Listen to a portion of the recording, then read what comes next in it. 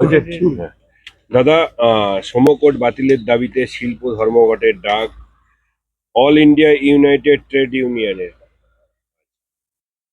ঠিক আছে, ইলেকশন আগে সবাই শক্তি পরীক্ষা করার চেষ্টা করছেন। আর দেখে নিন সবাই করে। বলছি, আলী ইমরান রামাজ ওরফে ভিক্টরকে সব দলত্যাগীদের ফেরার আহ্বান জানাচ্ছে ফরওয়ার্ড ব্লকের নেতৃত্ব। কংগ্রেসের সঙ্গে জোট হয়নি বলেই কি কংগ্রেস ভাঙার চেষ্টা বামেদের? দেখুন, বামেরা কি বললে না বললেন, আজ পশ্চিমবাংলায় তারা কোনো ফ্যাক্টর নন, বা মানুষ আর পিছনে তাকাতে চায় না। কারণ অস্তিত্ব রক্ষার ইলেকশনের আগে একটুখানি ক্যান্ডিডেট দেওয়া, নিজের পতাকাটা দেখানো, এর বেশি কিছু করতে পারবেন না। যেন পশ্চিমবাংলায় মানুষ পরিবর্তন চাইছেন। যারা টেস্টেড আর রিয়েক্টেড হয়ে গেছে তাদের দিকে কেউ তাকাবে না। ভারতীয় জনতা পার্টি এখানে বিকল্প সরকার দিয়ে সুশাসন দিতে পারে, সেটাই একটাই ফ্যাক্টর। তাকে একটুখানি ডিস্টার্ব করার জন্য বাকিরা সবাই কাজ করার চেষ্টা করছে। বলছি, বুধবার মানে গতকাল অভিষেক বন্দ্যোপাধ্যায় নির্মলা সীতারামনকে আক্রমণ করেছে এবং বেকুব বলেছে, এবং নির্মলা সীতারামন পাল্টা বলেছে বাংলায় একের পর এক ধর্ষণের ঘটনা টেনে তীব্র আক্রমণ করেছে তৃণমূলকে। পাল্টা তৃণমূলের তরফে সমাজ মাধ্যমে দু ধরনের ভারতের কথা উল্লেখ করে নির্মলা সীতারামনকে খোঁচা। দেখুন, এরা বিরোধীরা খালি টিএমসি নয়, বাকি পার্টিগুলো তো প্রায় শুয়ে পড়েছে। এবার এদের সুযোগ এসে গেছে, সময় এসে গেছে, মানুষের শিক্ষা দেবে। নৈতিকভাবে কখনো জিততে পারবে না ওরা, প্রশাসনিকভাবে জিততে পারছে না, তাই ব্যক্তিগত আক্রমণ করা হচ্ছে। মাননীয় প্রধানমন্ত্রী, মাননীয় গৃহমন্ত্রী, আমাদের রাষ্ট্রীয় সভাপতি মাননীয় নাড্ডাজি, অন্যান্য মন্ত্রী, রাজ্যপাল, রাষ্ট্রপতি থেকে আরম্ভ করে এখন নির্মলাজিকে টার্গেট করার চেষ্টা হচ্ছে। একজন মহিলা হিসাবে তিনি যে কুশলতার সঙ্গে আর অর্থ বিভাগ সামলাচ্ছেন, সারা বিশ্বের কাছে এটা উদাহরণ। এনারা কি বাজেট করেন, যেখানে ওনাদের বাজেট পাস করছেন একজন, তৈরি করছেন আরেকজন। অমুক বলেছেন, মুখ্যমন্ত্রী বলেছেন, মুখ্যমন্ত্রী বলছেন বলে বাজেট পাস হয়। সে বাজেটটা কি, সেটা বাজেট না কি, নাকি বাজার করার নথি, সেটা তো বোঝা যায় না। যেন ওইখানে পৌঁছতে বুঝতে সময় লাগবে। ব্যক্তিগত আক্রমণ করে কোনো লাভ হবে না। ভারতবর্ষের মানুষ বিজেপি এবং তার যে মন্ত্রিমণ্ডল তাকে স্বীকার করেছে, আর বারবার সেটা বুঝিয়ে দিয়েছে। বলছি, বেলডাঙ্গা হিংসা মামলায় জোড়া ধাক্কা রাজ্যের। এনআইএ তদন্তে কেন্দ্রীয় বাহিনী মোতায়েনের সিদ্ধান্ত বহাল সুপ্রিম কোর্টের। কতটা চাপে রাজ্য? চাপটা আস্তে আস্তে বাড়ছে। যেরকম নাট বল্টু টাইট দেয় ধীরে ধীরে থ্রেডের উপরে, না পশ্চিমবাংলার ক্ষেত্রে সেটাই হচ্ছে, টাইট। যত এগোবে তত দেখবেন যে টাইটটা কিরকম কোন জায়গায় পৌঁছচ্ছে। কারণ এতদিন যে কুকর্ম করেছেন তার ফল ভোগ করতে হবে। দাদা, আজ উচ্চ মাধ্যমিক পরীক্ষা শুরু এবং তার মধ্যেই হুমায়ুনের আজ পদযাত্রা নদিয়া পলাশীপাড়া থেকে বাবরি মসজিদ পর্যন্ত নির্মাণ 22 কিলোমিটার এই পদযাত্রা। প্রথম তো সমস্ত হায়ার সেকেন্ডারি পরীক্ষার্থীদের আমি আর শুভেচ্ছা জানাবো।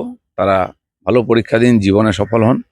রাজনৈতিক গতিবিধি বাড়বেই, কারণ হুমায়ুন কবিরও মমতা ব্যানার্জির ওই একই কালচারের মানুষ। নিয়ম কানুন আইন মানার কোনো অভ্যাস নেই তাদের, আর তারা তো এইগুলো করতে থাকবেন।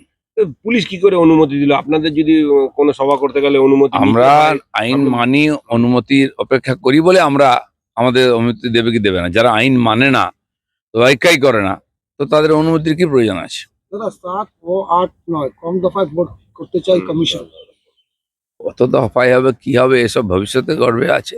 ঘোষণা হোক তখন বোঝা যাবে। ওই যে আজকে বাংলাদেশের নির্বাচন, বাংলাদেশের নির্বাচন বাংলাদেশের মানুষও চাইছিলেন, আমরাও চাই বাংলাদেশে স্বচ্ছ নির্বাচন হোক, সরকার আসুক, যেটা ওখানকার সাধারণ মানুষের ইচ্ছাকে পূরণ করুক, তাদের শান্তি দিক, সুশাসন দিক, বাংলাদেশের শান্তি আসুক, এটা আমরা পড়েছি হিসাবে চাই। শুভেচ্ছা থাকলো।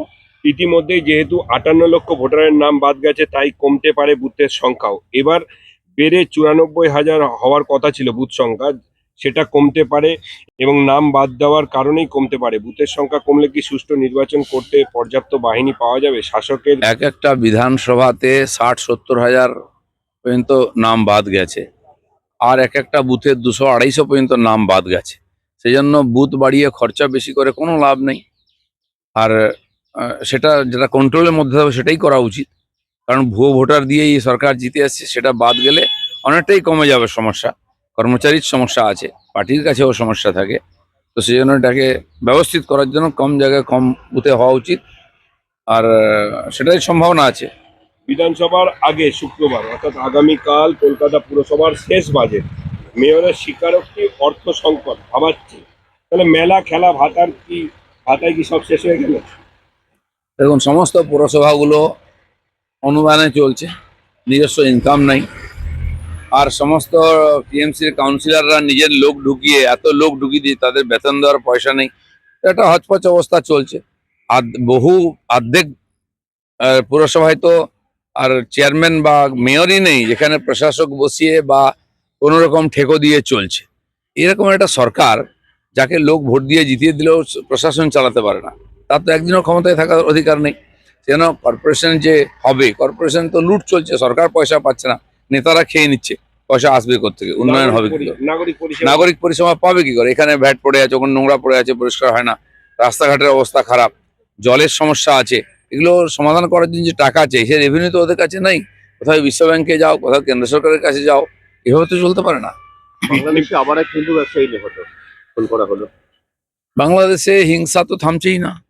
সেই জন্য নির্বাচনের পরে যে সরকার আসবে, তার প্রথম দায়িত্ব হবে আইন শৃঙ্খলাকে প্রতিষ্ঠিত করে মানুষকে শান্তি দেওয়া। আমরা সেদিকে তাকিয়ে আছি। দাদা, শেষ প্রশ্ন বলছি, এখানে এ রাজ্যে বাসের ফিটনেস মেয়াদ উত্তীর্ণ হয়ে গেছে, 250 থেকে 300 বাস নেই। এর মধ্যে মাধ্যমিক গেল এবং উচ্চ মাধ্যমিক। যে বাসের অ্যাক্সিডেন্ট হয় বা বাসে বসে থাকার মতো নয়, জল পড়ে ভেতরে বৃষ্টি হলে, তার কারণ ফিটনেস টেস্ট হয় না, পাস করে না। বাসের ফিটনেস ছেড়ে দিন, এই সরকারের ফিটনেস চলে গেছে, এক্সপায়ারি হয়ে গেছে, বাস নিয়ে কি করবেন?